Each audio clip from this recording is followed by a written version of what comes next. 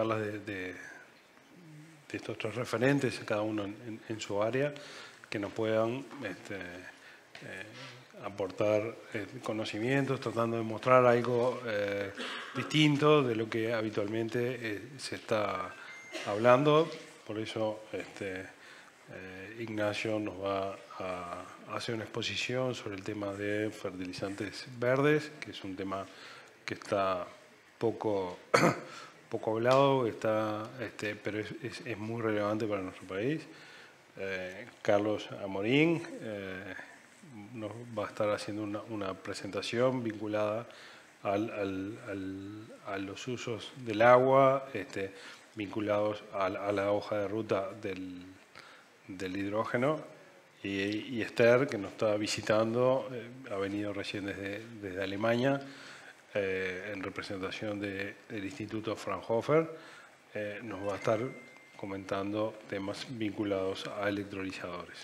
En particular, Esther es ingeniera mecánica de la Universidad de San Pablo, de Brasil, ella es brasilera, con muchos años en Alemania, donde hizo una maestría en hidrociencia e ingeniería en la Universidad Técnica de Dresden, en Alemania. Está aquí en Uruguay trabajando en una cooperación con el Observatorio de Energía, y en el cual aprovechamos su visita para que nos pudiera hacer una exposición de electrolizadores. Vamos a hacer una mezcla de idiomas entre portuñol e inglés. Bueno, Esther, muchas gracias.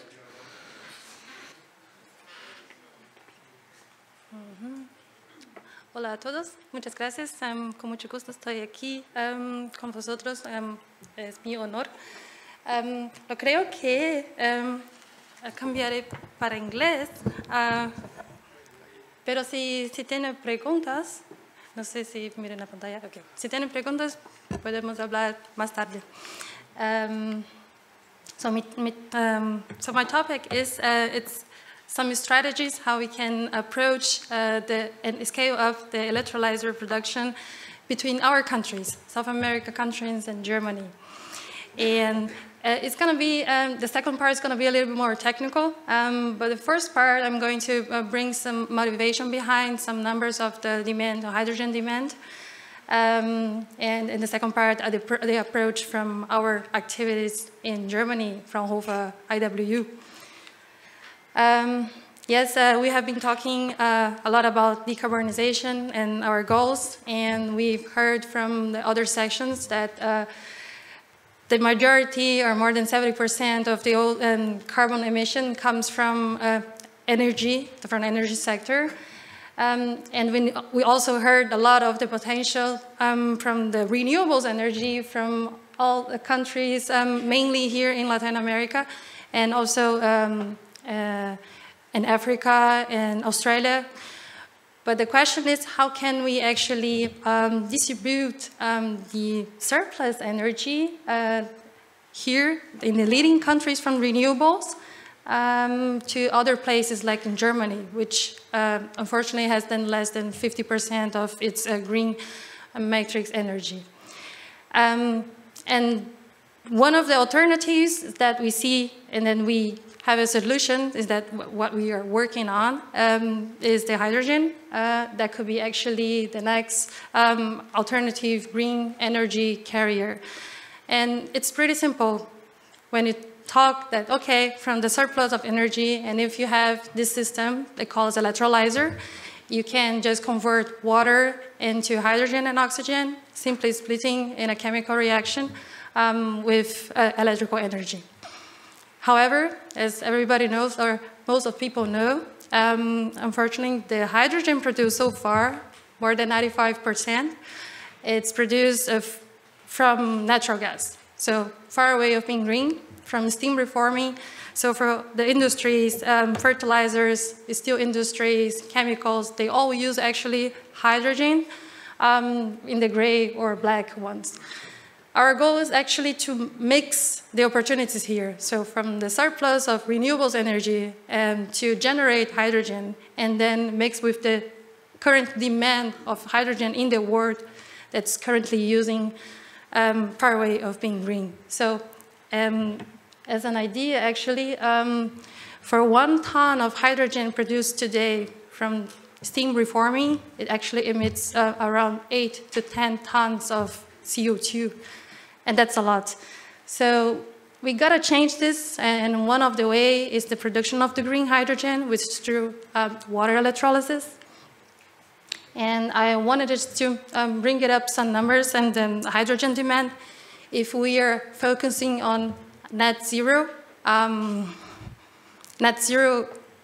goals from the Paris goals by 2050, and then if our goal is actually to switch, and hydrogen could be one of the switch, the demand, not only for chemical use or steel or the raw material use, but also for transportation, let's say heavy-duty transportation and heating, the current demand is this. But what I want to bring into attention, if we are ever willing to achieve this demand, currently we are far away of getting that number, so less than 1%. In the next slide, I want actually to translate this number. So what does actually mean being the demand of like 4 million tons of hydrogen, and this graphic is only in Germany. And I want to bring the fact in Germany and the market in Germany about the hydrogen, and this trending line, steep trending line of the demand. I wanted to translate this number actually in systems. So those electrolyzers that I've been talking about that generate the green hydrogen. So for 4.5 million tons of hydrogen, it's gonna need like from small scale electrolyzers, a couple of millions of them, 8 million electrolyzers, and for larger scales, let's say megawatts, it's a couple thousand of them. It's a lot of systems. And interesting part, if we zoom in the transportation demand, then we are gonna need actually to increase more or less 10 times of like what we currently have available in the market. So for heavy duty transportation, I'm saying, in this case for buses, for trains, or for the application that does make sense to use the hydrogen. But for that, and to achieve that, actually, we do need to change the structure for the supply chain for those materials. And so far, actually, the availability of those electrolyzers is very low. The volume production is very low. And for you to have an idea, those electrolyzers are very expensive for one of this reason. So Germany, as everybody knows, is one of the global technology developers. And then it only makes sense if we cooperate together with countries that can, has the potential to do the renewables, as countries like Uruguay. And then later on, I'm going to mention we do have a project together with Universidad Católica del Uruguay, and that we are trying to cooperate and find a cooperation with industries between Uruguay and German industries to make this happen. Now I have like 2 slides, a little bit more technical, just for you as a background to understand our approach. How can we scale up the production for those systems? So there are several technologies how we can produce hydrogen. We know that. So now we are focusing on the technology to produce the green hydrogen through water electrolysis. And there are 4 technologies available in the market. And one of them, the alkaline one, pretty established, several advantages, but also with some cons. So one of them is the difficulty to couple with renewables. So that's the alkaline technology. There is, from the other hand, the high temperature electrolyzer, the solid oxide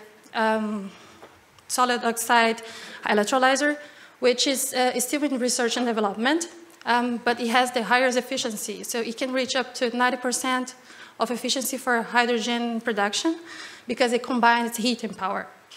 And in the middle, and actually one of the focus from our projects is the PEM, the proton exchange electrolyzer. And it's a low temperature electrolyzer, so pretty convenient. You can use in many different applications, and also pretty flexible, and it can combine very easily with renewables. So it doesn't depend on the stable current income or supply of energy. It suits very well for renewables or fluctuations from the renewables. And that's one of the reasons why we're focusing on the research for the PEM. However, there's the downside, of course. It needs rare materials. Some of the materials are very expensive to produce those systems. In the middle, and it's still in the research development, there's the fourth technology, the anneal exchange membrane. And the anneal exchange membrane is actually the combination between alkaline and the proton exchange membrane. So it takes the advantage from both sides. However, reliability of those systems is still questionable, and therefore they are still in research development. So I have in the next slide I try to say it's simple in a structure of the main components from the electrolyzer. And the reason I'm showing you this, this is for you to follow me in the next few minutes about the production of each of them, or actually one of them that I use as example. But the electrolyzer, the PEM electrolyzer mainly, it's pretty simple in its structure. Actually, the main components are described here. The first component is the bipolar plate. The stereo part is responsible for mechanic structure for the cell, and it also responsible for conductive electricity. So this could be made out of, actually, nowadays it's made of titanium, but it can be made from other materials, and then that's part of the research. In the middle, and where actually the magic happens, water gets diffused, that's the membrane. And in the membrane, there's the catalyst layer, where the rare materials, so the noble materials, platinum, iridium, are placed. And in the middle, so between bipolar plate and the membrane, there is the PTL, the porous transport layer, and this helps to increase the efficiency inside the cell. So if you wanted to increase the capacity of your electrolyzer, you can just stack a couple of cells. This is a cell. Several times in parallel, and you can increase your power capacity of the electrolyzer. So from that, those are the main components. And I have to say there are several challenges to try to reduce this cost. Because everybody must be asking, okay, if this is pretty simple, we have renewables, we have those systems, and why can we just switch and produce this green hydrogen? Of course, it's not that easy because the steam reforming, so the gray and black hydrogen are still the most cost competitive way to produce hydrogen. But we are trying to change this, yeah.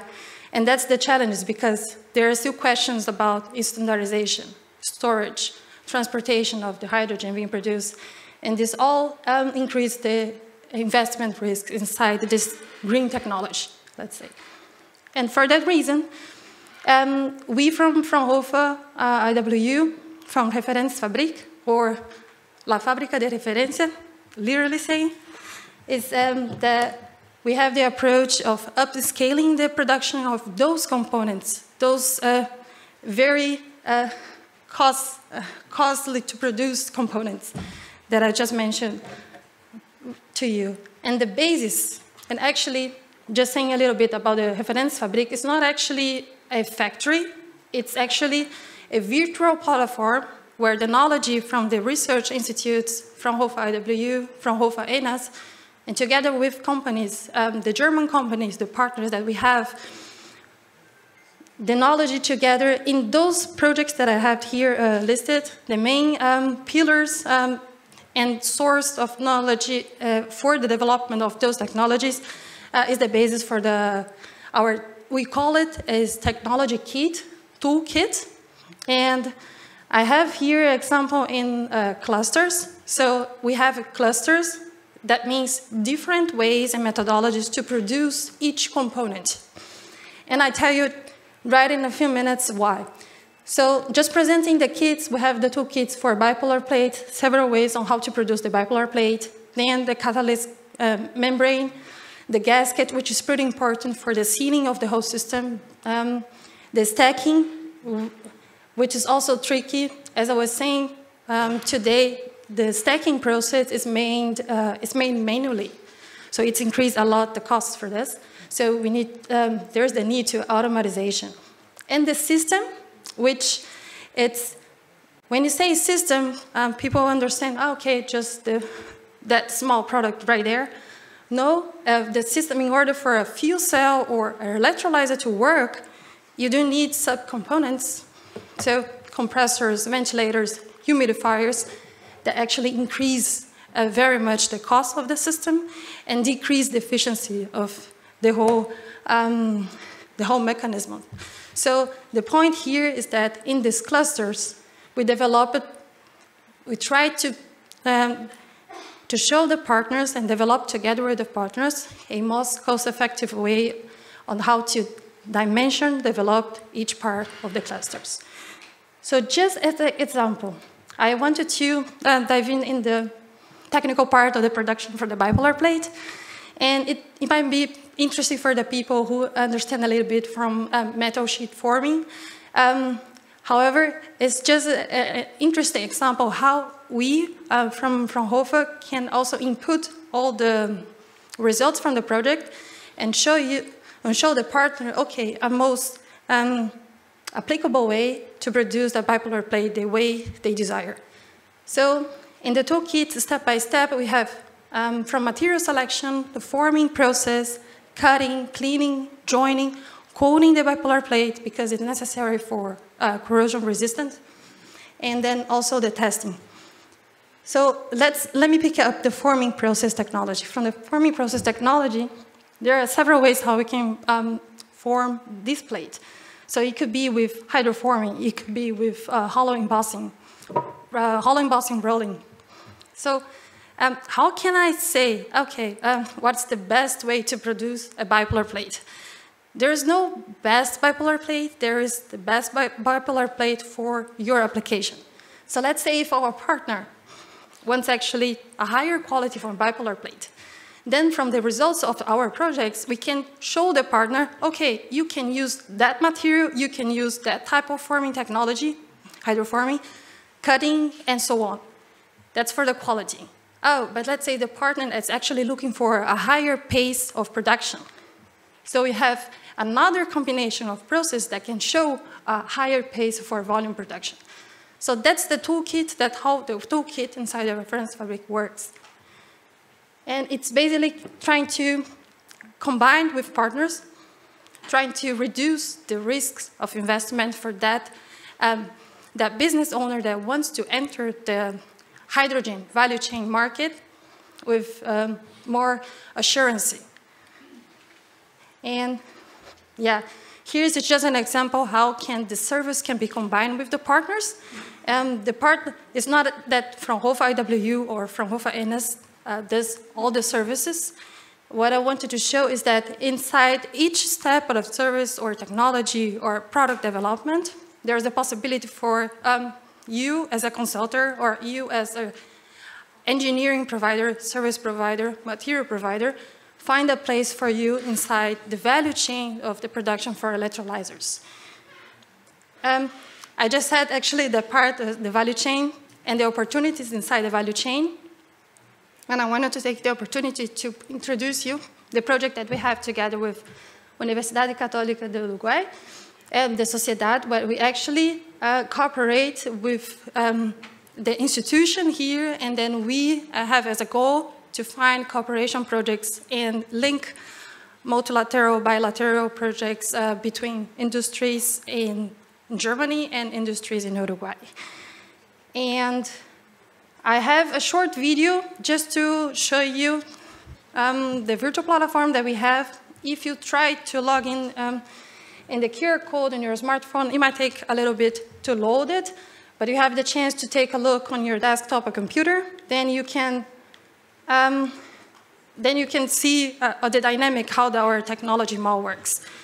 That's actually the representation, or the virtual representation, how we can operate and give visibility for the partners inside the reference factory. Okay, if I am one partner looking for a certain type of service, it's unfortunately everything in German, but we are working on that.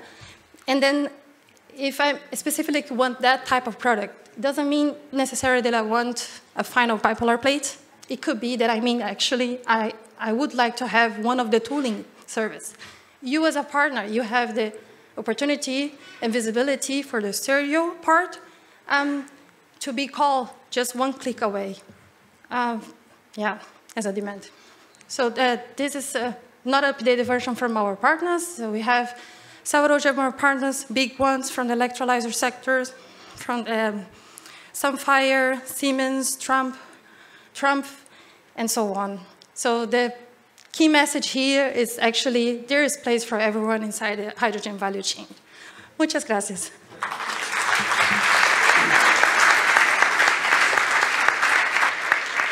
Muchas gracias, Esther. Ahora le vamos a convocar a Ignacio Sommer. Ignacio es ingeniero agrónomo con una maestría en sustentabilidad de la Universidad de Deakin de Australia. Actualmente se desempeña como consultor en proyectos de cooperación internacional y es investigador en el Observatorio de Energía y Desarrollo Sustentable de la Universidad Católica. Ignacio nos va a hacer una exposición sobre un trabajo que están haciendo vinculado a fertilizantes verdes. Gracias. Bueno, buenas tardes a todos. Un gusto compartir la tarde con ustedes y con el panel. Mi nombre es Ignacio Sommer, vengo en representación del Observatorio de Energía y Desarrollo Sustentable y voy a estar compartiendo acerca de los fertilizantes verdes como posible derivado del hidrógeno verde. Brevemente, en las primeras diapositivas, conversar un poco de qué son los fertilizantes verdes y por qué hacernos esta pregunta de por qué producir fertilizantes verdes en Uruguay. Y después conversar del proyecto ANI, que formo parte, que es un proyecto que está en proceso en este momento, compartiendo acerca de los objetivos y las 3 fases del proyecto. Bueno, ¿por qué fertilizantes verdes en Uruguay? Como ustedes sabrán, la hoja de ruta del hidrógeno verde en Uruguay plantea la posibilidad de derivados. Uno de ellos son los fertilizantes verdes, principalmente por el uso que hay de fertilizantes nitrogenados en Uruguay. Entonces, bueno, la dependencia actual que hay de estos fertilizantes de origen fósil que nosotros importamos, entonces, bueno, el cuestionamiento de por qué no producirlos a nivel local, a partir también del desarrollo de la industria del hidrógeno verde. Rápidamente, vengo del mundo agropecuario, pero algunos términos de qué es el nitrógeno en el suelo. El nitrógeno es un nutriente necesario para el crecimiento de las plantas, es esencial para el crecimiento y en la actualidad lo podemos clasificar que viene de 3 fuentes. Por un lado tenemos los fertilizantes químicos, tenemos también los fertilizantes orgánicos como pueden ser enmiendas o compost y en la naturaleza existen también procesos biológicos de fijación biológica que algunas plantas lo pueden hacer como las leguminosas. Entonces, bueno, la pregunta es ¿cómo conectamos esto con el hidrógeno? Ciertos fertilizantes químicos que usamos hoy a nivel de nitrógeno tienen alta huella de carbono por venir de fuentes fósiles y, bueno, una posibilidad de ir migrando a fertilizantes más sostenibles con mayor huella de carbono es ir por la vía de fertilizantes verdes. No todos los sistemas productivos tienen la posibilidad de fertilizar 100% con fertilizantes orgánicos o mediante el proceso biológico. Entonces, bueno, uno de los caminos alternativos es continuar con químicos con menor huella. Y para cerrar, en la justificación de cómo surge esto de los fertilizantes verdes, bueno, Uruguay es un país productor de alimentos. Como comenté, a nivel agronómico se necesitan los nutrientes. Y de esta combinación de factores que Uruguay está en el camino del hidrógeno verde y que Uruguay necesita fertilizantes nitrogenados es que surge la pregunta y el incentivo que nos llevó a desarrollar este proyecto que va a terminar dentro de poquitos meses. Ese incentivo llevó a la creación de este proyecto, que el objetivo del proyecto es evaluar diferentes alternativas de fertilizantes nitrogenados. Surgió a partir de un consorcio de instituciones y empresas, el ICT4B, la Universidad Católica del Uruguay, el INIA, la empresa Isusa y UPM Biofuels. Este consorcio, yo vengo en representación de más de 25 personas de diferentes rubros y de las diferentes instituciones que aportaron en cada una de estas 3 fases. Voy a compartir brevemente un poco de cada fase. La fase 1 consistió en evaluar a nivel nacional qué fertilizantes se estaban usando y seleccionar los 3 fertilizantes con mayor valoración a producirse en Uruguay a partir del hidrógeno verde.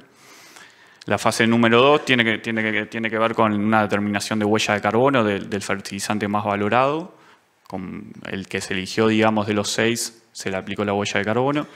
Y la fase número 3 tiene que ver con un análisis económico también de ese fertilizante. Entonces, bueno, brevemente, la fase 1 se comenzó con este relevamiento a nivel nacional para decir, bueno, qué fertilizantes nitrogenados se están usando en Uruguay y también en la región. Se le aplicó una matriz multicriterio a esos fertilizantes con las dimensiones ambiental, tecnológica, económica, logística y social, y también con una ronda de consultas. Se llegó a un listado de fertilizantes que se continuó con el proceso. Se llegó a un listado de 6 fertilizantes. Tenemos el amoníaco, la urea, el WAN, nitrato de amonio, nitrato de calcio, sulfato de amonio, todos fertilizantes nitrogenados. Algunos de ellos aportan también otros nutrientes.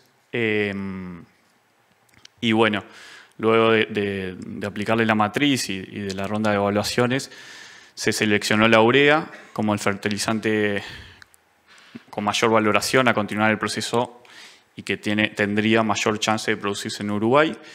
Hay muchos factores, pero principalmente es el factor que con mayor peso, es un tema de mercado, la urea es el fertilizante nitrogenado más usado en Uruguay, en la región, en el cual los productores están familiarizados y sería un sustituto directo, la urea convencional que importamos con la urea verde producida a partir del hidrógeno verde.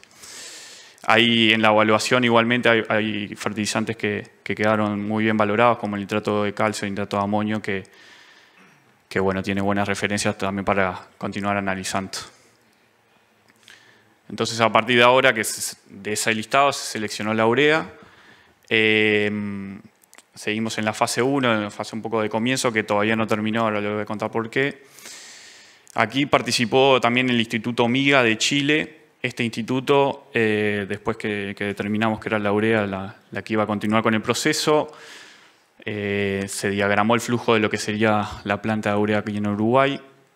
No voy a entrar en detalle, pero bueno, donde se ven los flujos y los 4 principales procesos de la planta de urea, donde la mayor diferencia de lo que es la urea convencional, que es la que se usa hoy en día, y la urea verde, es que el hidrógeno es verde, digamos, a partir de la electrólisis del agua y no hidrógeno a partir de gas natural. Así que bueno, solo para mostrar el nivel de detalle del proyecto. Algo interesante también de la fase 1 es que se están terminando la evaluación de costos para ver cuánto valdría producir la urea verde en Uruguay. Aún no están los resultados. Terminada esa fase y en proceso, se comenzó con la fase 2, que es en relación a la huella de carbono.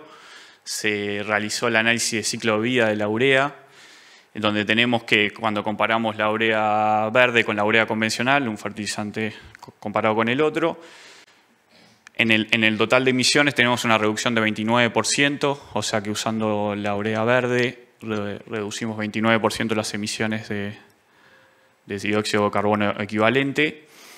Podemos también analizarlo por etapa, que es interesante verlo a nivel de producción de urea, que sería el segundo número que aparece. Eso sería lo que hablamos a nivel de la producción de la urea. Ahí tenemos una reducción de 74%.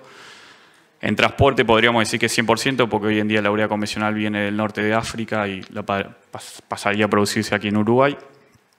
La parte un poco más agronómica y que sucede en el campo cuando aplicamos este fertilizante, aquí aparecen ciertas emisiones, como emisiones directas e indirectas de nitrógeno, que no hay reducción de huella de carbono, y eso hace que el valor 29 quede en 29 y no sea mayor. Esas emisiones, como dice ahí, a nivel de campo, que se dan en forma de óxido nitroso, suceden de todas formas si es urea convencional o urea verde. Así que bueno, eso para entrar en detalle, que va a haber como un análisis más profundo en el informe del proyecto. Pero bueno, como referencia, comparar la urea verde o urea convencional dio un total de 29% de reducción en lo que es el análisis de ciclo de vida.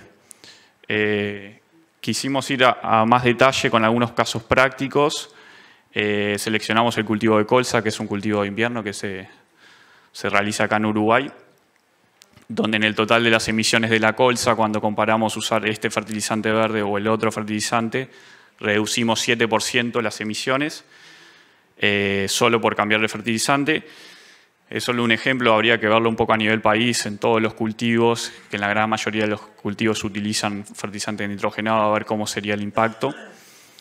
Y también lo analizamos en un caso práctico más industrial, digamos. Hoy en día en las plantas de fluente de las fábricas de celulosa se utiliza el nitrógeno en el tratamiento secundario y utilizan también la urea convencional. Hicimos los números de usar la urea verde y ahí se vio que a nivel hay un impacto también en la huella, que tal vez en términos relativos de toda la huella de la planta de fluentes no es tan grande, pero son otros posibles usos de este tipo de fertilizantes. También quisimos evaluar un poco en términos económicos cómo puede entrar este tipo de producción a nivel país con el índice de paridad de importación de la urea.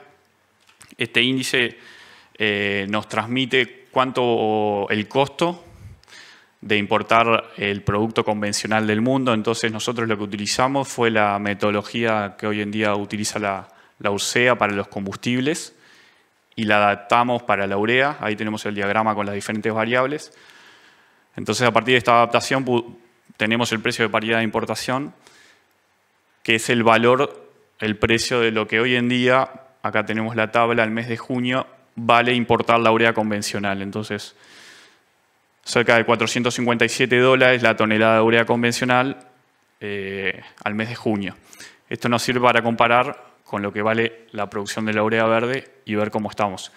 Como les comenté en aquel diagrama, todavía no tenemos los resultados de lo que sale producir la urea verde en Uruguay. Les puedo adelantar que es mayor a este número, así que importar estamos considerablemente un valor menor. Entonces, este índice de paridad de importación creemos que es un aporte para también estimar magnitudes de posibles apoyos o subsidios a la producción y el uso de la urea verde. Por ejemplo, a nivel productivo es muy difícil que un productor compre la urea verde si le sale $200 más la tonelada, por ejemplo. Entonces, bueno, empezar a ver posibles alternativas al uso, también puede ser a través de la reducción de la huella de carbono con algún programa o algo por el estilo. Eso es lo que va a tratar el proyecto de concluir con alguna otra idea.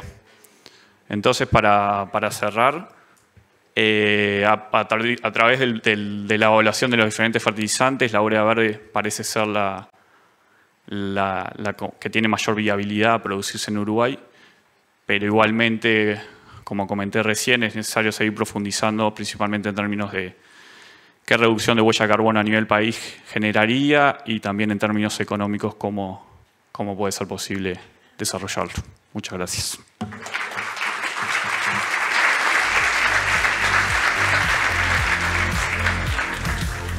Gracias, Ignacio. Ahora es el turno de Carlos. Carlos Amorín es ingeniero civil, especializado en ingeniería ambiental, con casi 30 años de docencia en la Facultad de Ingeniería de la Universidad de la República y también se desempeñó en la Dirección Nacional de Medio Ambiente y en el Estudio de Ingeniería Ambiental hasta hace pocos años. Carlos, muchas gracias.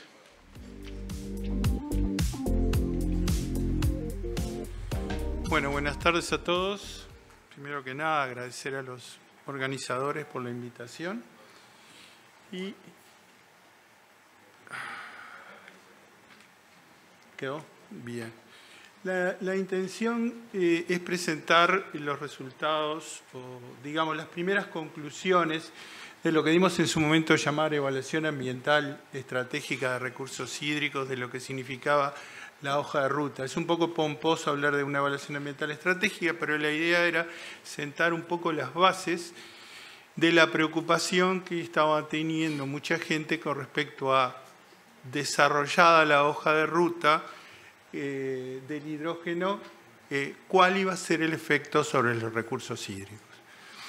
Una evaluación ambiental estratégica normalmente lo que hace es partir de una política, cuando recién está a nivel de política, y ver cuáles serían todas las consecuencias posibles si esta política se instrumentara y se desarrollara con todos los emprendimientos que corresponde, y en función de eso ver cuáles serían las afectaciones ambientales que podrían tenerse de esos distintos emprendimientos, a fin de ir tomando las consideraciones ambientales en forma temprana, lo que se llama incorporar la dimensión ambiental en la forma más temprana posible.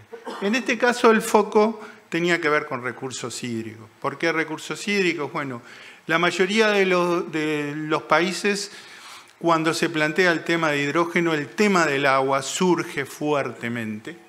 Y en el Uruguay se adquirió una sensibilidad muy grande después de la sequía del año pasado, que creo que dejó a todo el mundo muy preocupado por ese tema, y por lo tanto centrar el primer foco en los recursos hídricos parecía lo más razonable.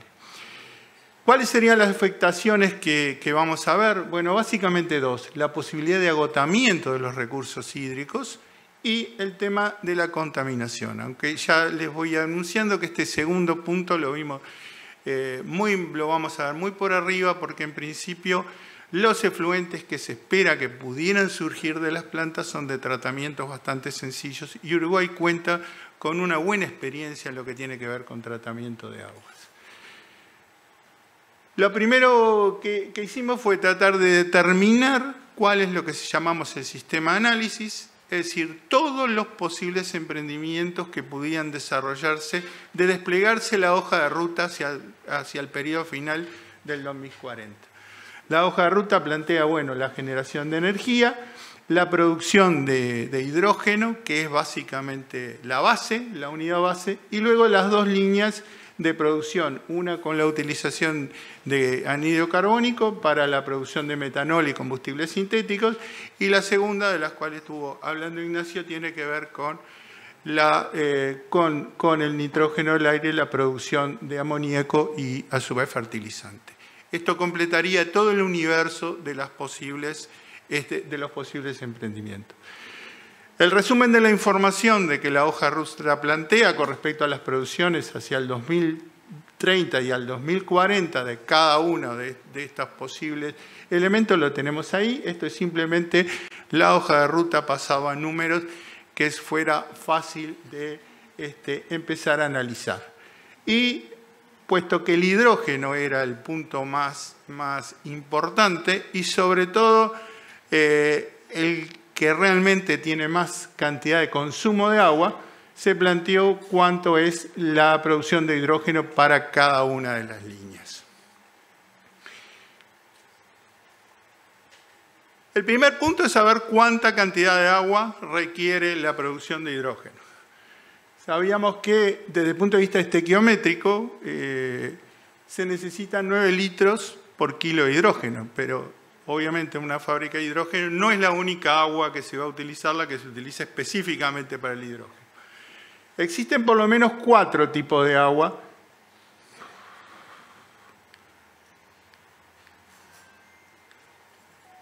Ay, me fui para... Bueno. Ahora sí. 4 tipos de aguas. El agua de proceso que estábamos viendo ahora, que es la que se usa directamente para hacer hidrógeno. El agua de rechazo, que es la que se genera para producir el agua pura que se necesita. El agua de enfriamiento, que para tratar de sobreestimar la cantidad consideramos que pudieran ser sistemas de enfriamiento de tipo abierto, es decir, que se toma el agua, se enfría y se vuelca. No es lo normal, pero de esa manera podemos tener valores sobreestimados, que es lo que nos sirve. Y bueno, agua de limpieza o agua de servicios higiénicos. Al respecto, los valores que nos fueron dando es ese 45 de litros por kilo de hidrógeno. Este valor normalmente, si uno mira referencias, aunque es muy variable, anda entre 20 y 35 en algunos datos. De todas maneras, nosotros preferimos quedarnos con la posición más pesimista a fin de justamente poder sobrevalorar cuál sería la cantidad de agua necesaria o que podría consumirse a los efectos de estar tranquilos de que si nuestros recursos hídricos eran capaces con eso, bueno, son también obviamente capaces de atender menos. Y este sería el valor sumado, es decir, evaluando todas las industrias de las dos líneas, la línea de combustibles sintéticos y la línea de fertilizantes, más toda la producción de hidrógeno que pudieran utilizarse para exportar, esos serían los valores en general que nos dieron para el año 2030 y el 2040. Acá quiero aclarar un poco el tema de la unidad. Muchas veces es difícil hablar de agua porque los números que nos van dando cuando vamos sumando nos dan millones o miles de millones y se vuelve complicado poder entender estos valores. En este caso, la unidad que yo tomé es lo que se llama hectómetro cúbico, es una unidad muy común que se utiliza en la ingeniería hidráulica, que básicamente un hectómetro cúbico, que es un cubo de 100 metros por 100 metros por 100 metros, corresponde al 1.000.000 de metros cúbicos. Quiero aclarar que es una cantidad enorme de agua, muy grande, que no nos cabe mucho en la cabeza. Sin embargo, es una cantidad que nos permite tener un número que va a andar entre 1 y 1000 y que siempre es mucho más fácil de identificar. Yo les pido que se vayan acordando de ese 59,7, ese 60, que sería toda el agua que requeriría por año si la hoja de ruta se planteara con todos sus industrias y emprendimientos previstos.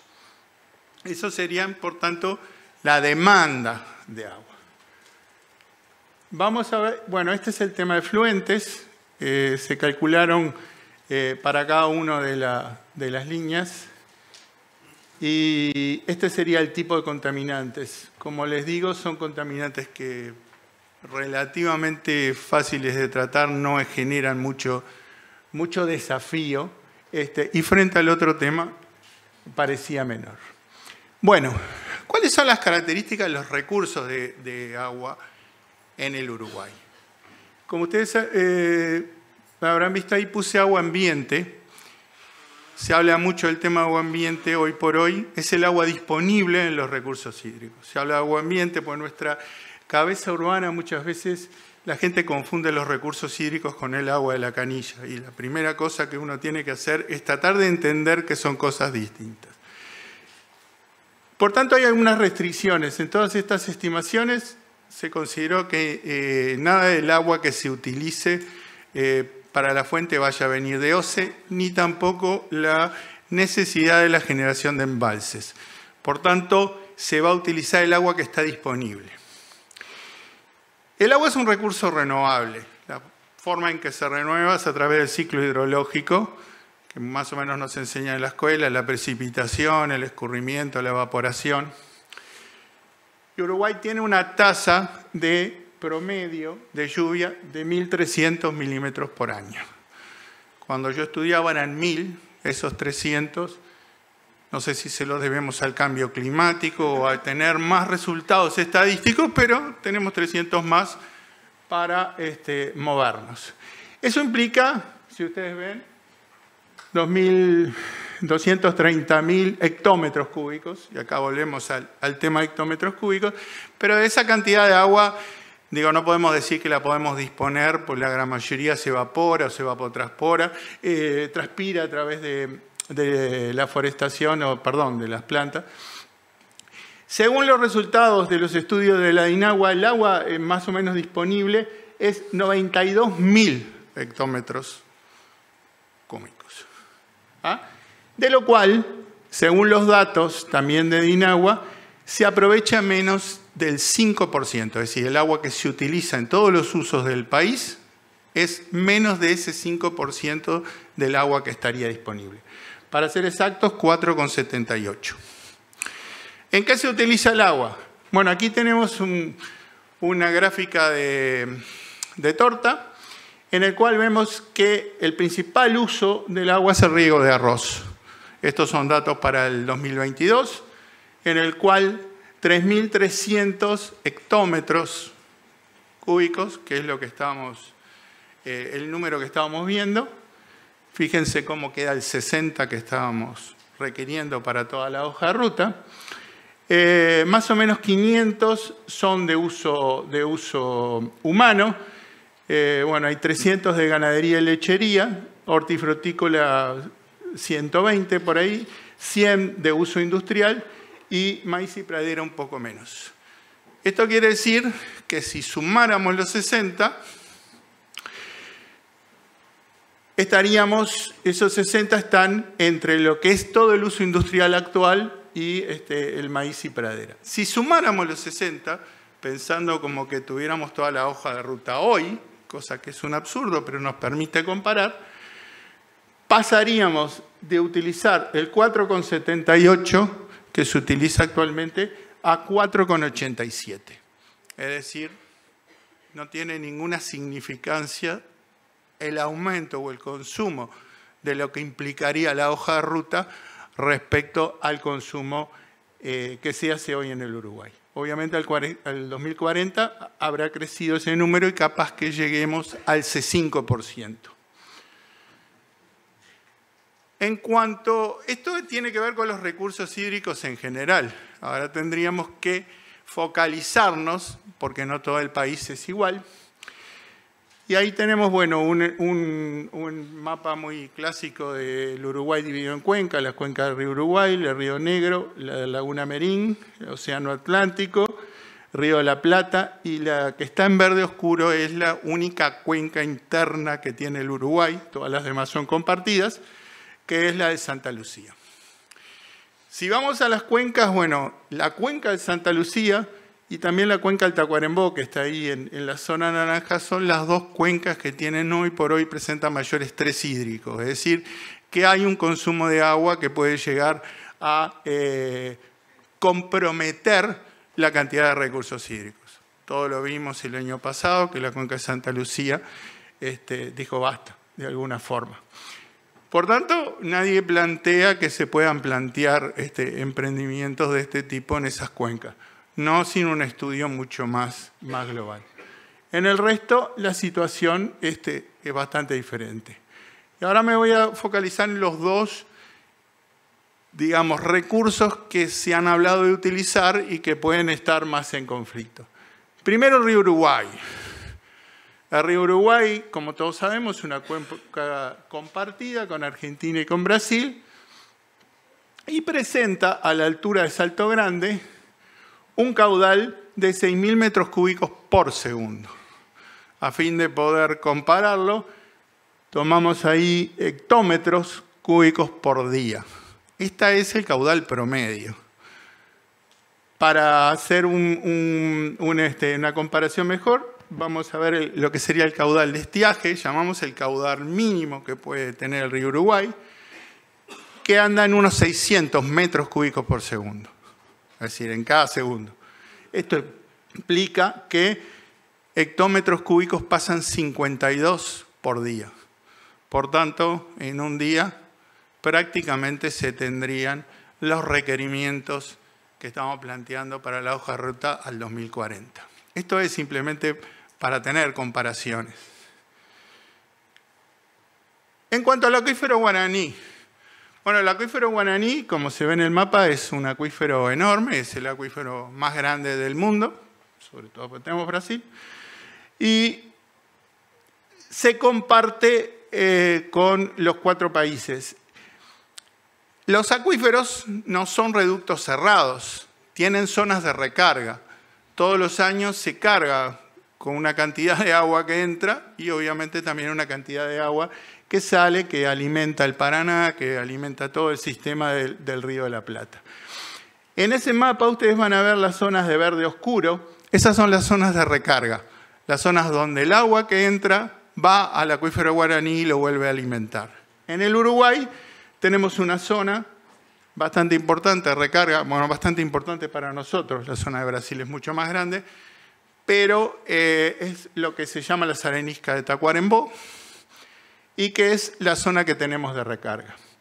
Si estimamos lo que es la recarga anual, es decir, la cantidad de agua que le entra al acuífero Guaraní sin tocar la reserva, son más o menos 6.000 hectómetros cúbicos por año.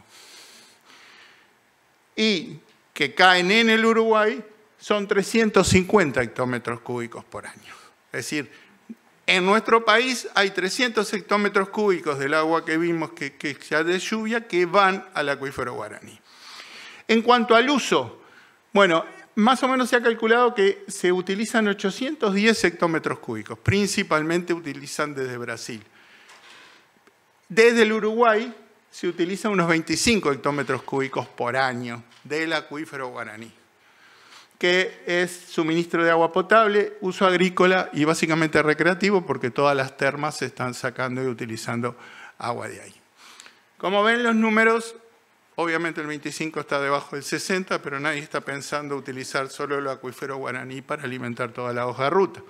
Es decir, tampoco parece que el acuífero Guaraní sea significativo o tengamos algún problema de desarrollar la hoja de ruta. Por tanto, podemos considerar que el tema de agua no es un problema para el desarrollo de la hoja de ruta. Por lo menos a nivel general.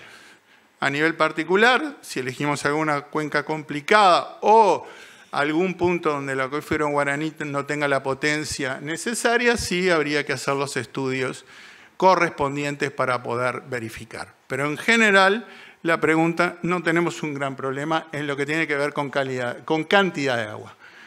Con calidad de agua sí podríamos tener algún problema, pero como les digo, el tema de los tratamientos tampoco son demasiado complicados y habrá que estudiar en cada caso y cada proyecto que tenga los tratamientos adecuados, cosa que tampoco es complicado y la DINASEA o la ex DINAMA tiene bastante experiencia con este tipo de cosas. Bueno, simplemente muchas gracias y con esto...